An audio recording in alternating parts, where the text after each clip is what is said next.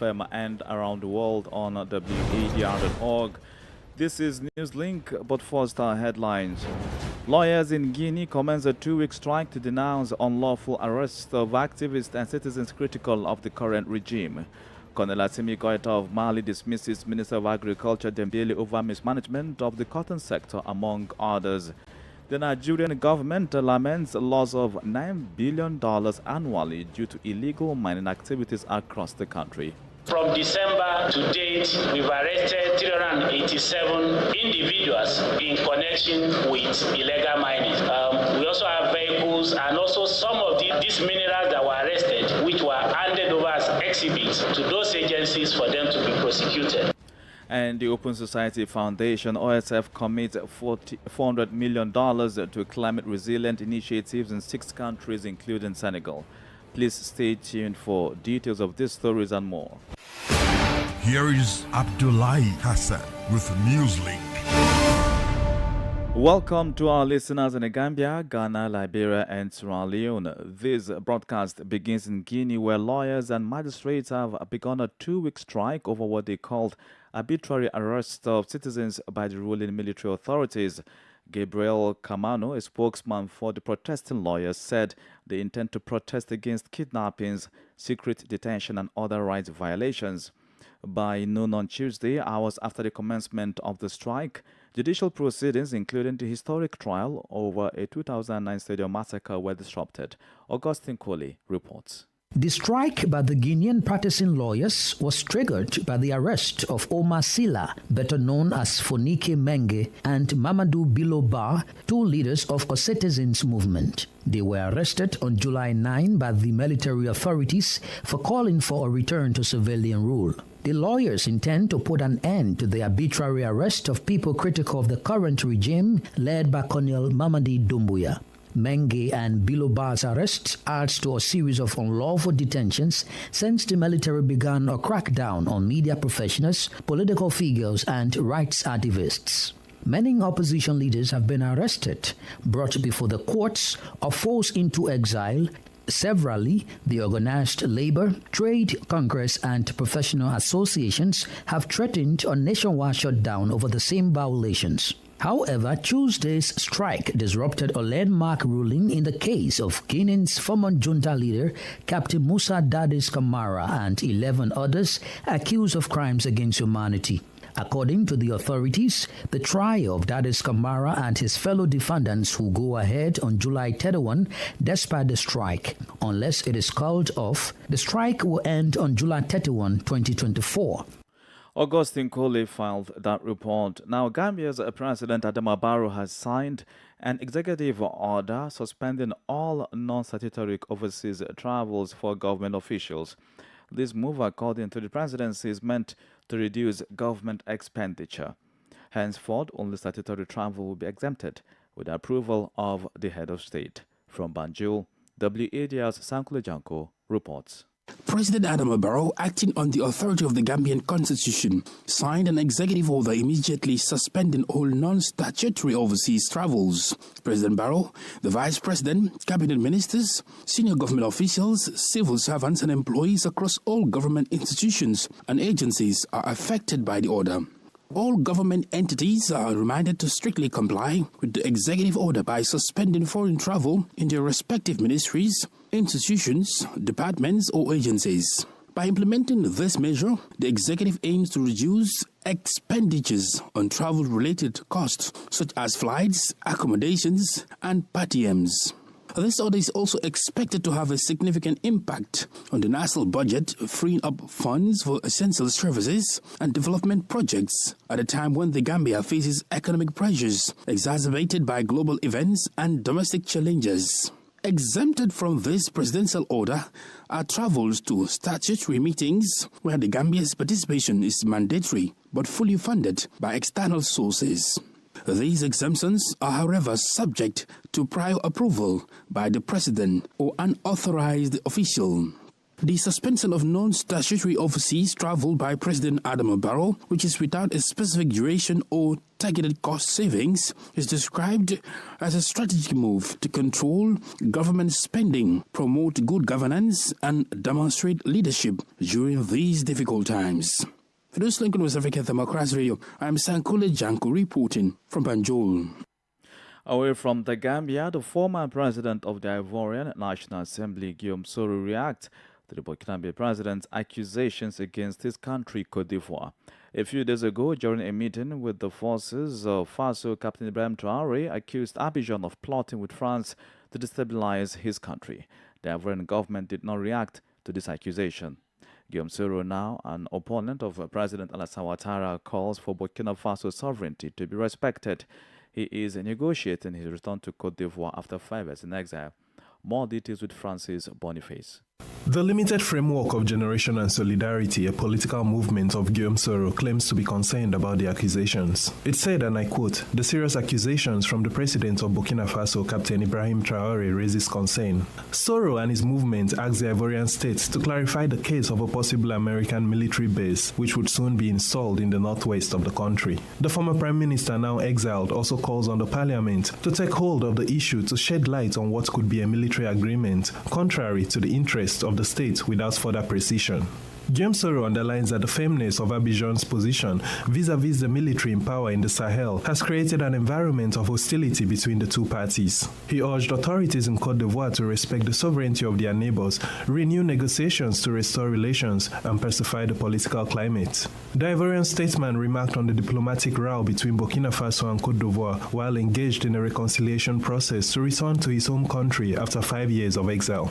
It is worth noting that Soro, once a president of the Ivorian Parliament, intends to contest the 2025 presidential election in Côte d'Ivoire.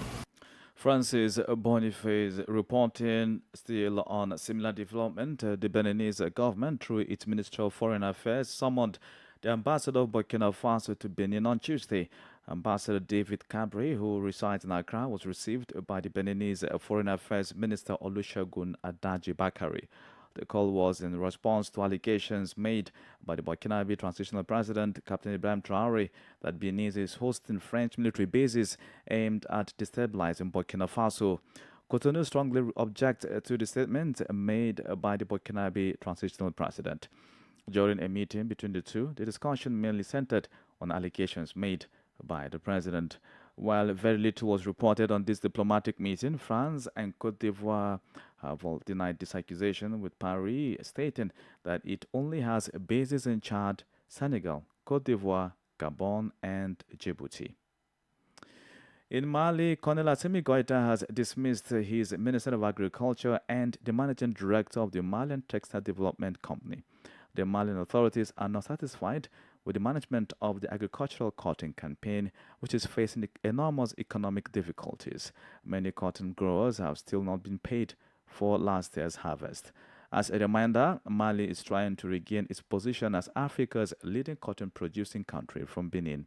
Here's a report by Bamako correspondent Aliu Cham and voiced by Imo Edet. From now on, Daniel Simeon Kelema will head the Ministry of Agriculture. The announcement was made on Tuesday by the Malian authorities in the Council of Ministers. He replaces Lassine Dembele, who was previously in charge of the ministry. Dembele was sacked by the president of the transition, Colonel Assimi Goïta, for inadequate management of the current cotton season. The major challenge facing the new head of agriculture will be to turn around the cotton sector, which has been weakened by the current economic situation. The managing director of the Malian Textile Development Company, Dr. Nango Dembele, has also been dismissed. His resignation had been called for by some cotton growers who had not received their payments for the last crop year. He was replaced by Mustafa Jara, a professor of higher education. In 2023, Mali exported around 526,000 tons of cotton, well below the initial forecast of 740,000 tons, a drop of 29%. To overcome these difficulties,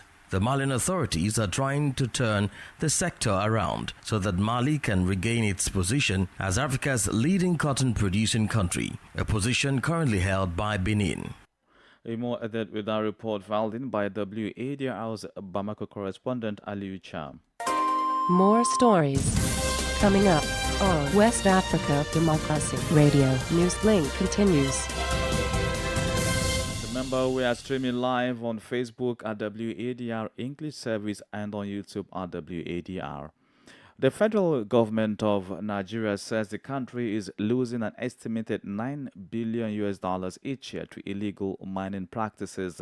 This figure was disclosed by Jonathan Gaza, chairman of the House of Representatives Committee on Solid Minerals at the National Assembly during a public hearing.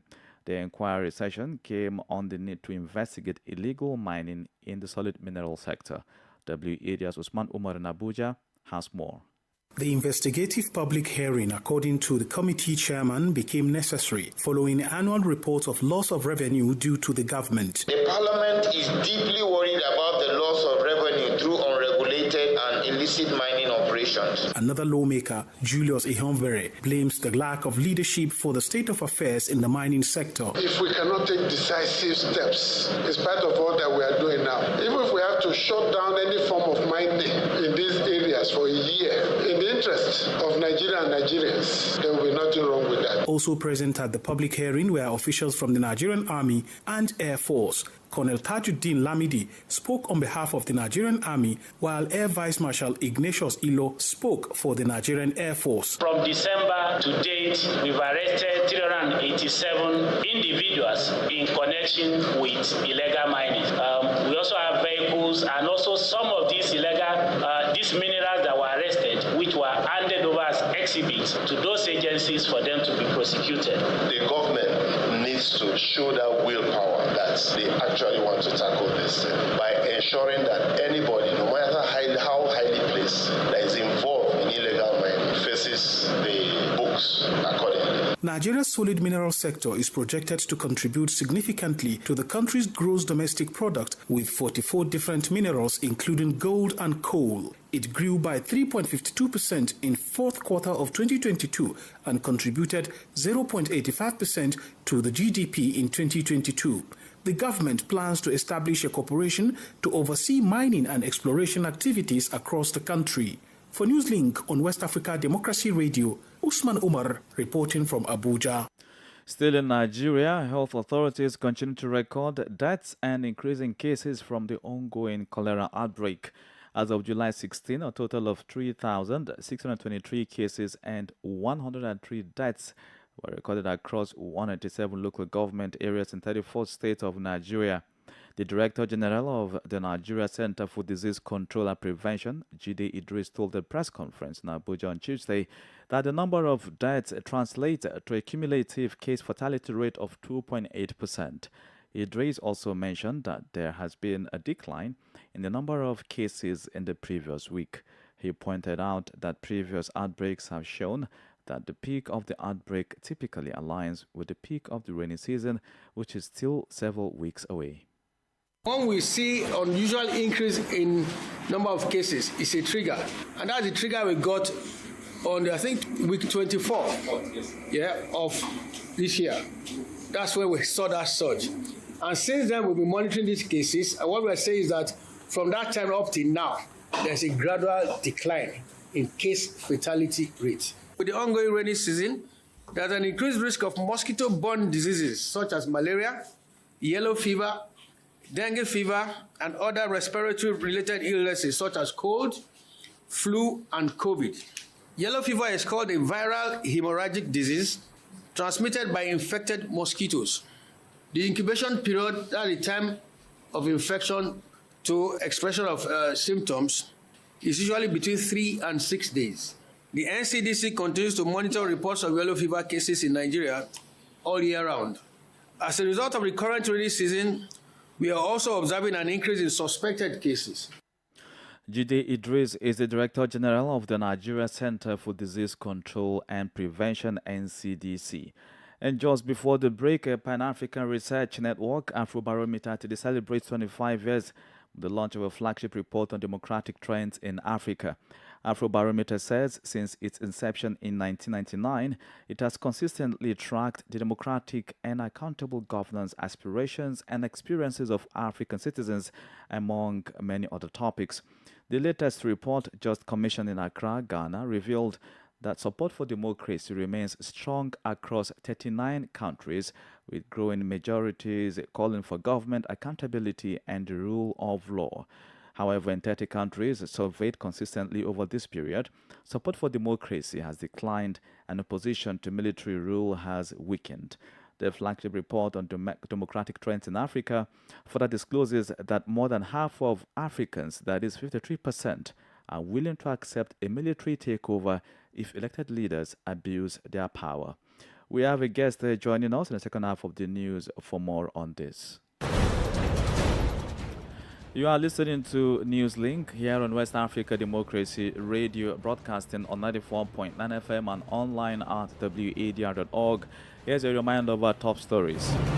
Lawyers in Guinea commence a 2-week strike to denounce unlawful arrests of activists and citizens critical of the current regime. Colonel Assimi Goita of Mali dismisses Minister of Agriculture Dembele over mismanagement of the cotton sector, among others. The Nigerian government laments loss of $9 billion annually to illegal mining activities across the country. Still ahead in the news, the Open Society Foundation, OSF, commits $400 million to climate-resilient initiatives in 6 countries, including Senegal. We also have the press review, guest interview, and sports news. Please stay with us. West Africa Democracy Radio. It's you speaking. Many thanks for staying with us. In Ghana, the government has withdrawn a controversial legal instrument, or LI, that would have allowed members of parliament to use sirens and ignore speed limits. This decision came after massive public outcry. The Speaker of Parliament, Alba Bangbin, initially claimed at a forum at the University of Ghana that he was unaware of the legal instrument. However, it later emerged that he might have been referring to a different piece of legislation as he presided over the proceedings on June 14 when the LI was introduced by the Transport Minister. WAD's Accra correspondent Nadere Tete has more. When news first broke about the proposed exemptions in the new legislative instrument, the public and civil society organizations such as the Bureau of Public Safety, BPS, called for its immediate withdrawal. BPS argued that allowing public officials to use sirens, alarms, and strobe lights could cause confusion and delays in real emergencies, compromising public safety. They further stated that these exemptions would create unnecessary risks, potentially leading to more traffic crashes, injuries and deaths. However, some majority MPs of Parliament, including the Asante Achem North MP Andy Apiakobi and Deputy Majority Chief Whip Habib Idrisu, justified the proposal, arguing it is necessary for the optimal performance of legislators. Chairman of the Subsidiary Legislation Committee, Dr. Dominic Ayene, a member of the minority in Parliament, also defended the LI. In a seeming U-turn, Minority Leader Dr. Kasiala Toforson issued a statement demanding the withdrawal of the LI, citing public resistance. Speaking to the media, Member of Parliament for Boku Central and former Chairman of the Subsidiary Legislation Committee, Mahama Yarega, questioned the basis for such a legislation. People are spending their meager salaries on fuel and diesel to transport themselves home. And instead of us concentrating on solving that problem for the public, we are seeking to exempt ourselves from this suffering that the members of the public, who are the taxpayers on whose back we are all being paid, we are seeking to exempt ourselves from that suffering. In withdrawing the LI, on behalf of the Transport Minister, Minister for Local Government and Rural Development, Martin Ejimen Sakosa, explained the move was to allow for broader consultations. This has become necessary based on extensive engagement with leadership. It is so withdrawn, Mr. Speaker. For WADR, Nadidi Tete, Accra. 6 developing countries, including Senegal, are benefiting from a $400 million fund to support the development of green industrial policies to scale up economic growth. The new Economic and Climate Prosperity Program by the Open Society Foundation, OSIWA, aims to support rapid climate adaptation programs in the Global South. The initiative aims to address the climate emergency in the Americas, Africa, the Middle East, and Southeast Asia. This is the first major new program to be announced following a 2-year organizational transformation at OSF that was completed earlier this year. David Vincent reports. In a statement, OSF said the initiative will support green and equitable economic agendas that aim to create jobs and reduce inequalities in developing countries by addressing the climate emergency. The beneficiary countries are Brazil, Mexico, South Africa, Senegal, Malaysia, and Indonesia. Rather than direct disbursements through governments, the foundation will fund civil society organizations and independent economic think tanks working on policy issues in these countries. Binaifa Unoroji, president of the Open Society Foundation, explained that the program will explore the impact of international taxation and financing on developing countries' investment in green initiatives. According to Noroji, the current economic system is failing developing countries, which stops them from being able to grow and fight climate change at the same time. The new program, OSF says, will foster new approaches to address the developmental challenges posed by the reliance on fossil fuels and land use, as well as the opportunities to move up the value chain through the use of critical minerals and the transition to new green sectors. Nearly 2 years after an internal restructuring at OSF, the Economic and Climate Prosperity Program represents an expansion of its work on the need to reconcile climate transition and socio-economic development. David Vincent with that report. This is the newspaper review. Stay abreast and find out what the top stories are in your country. This is the newspaper review. The newspaper review.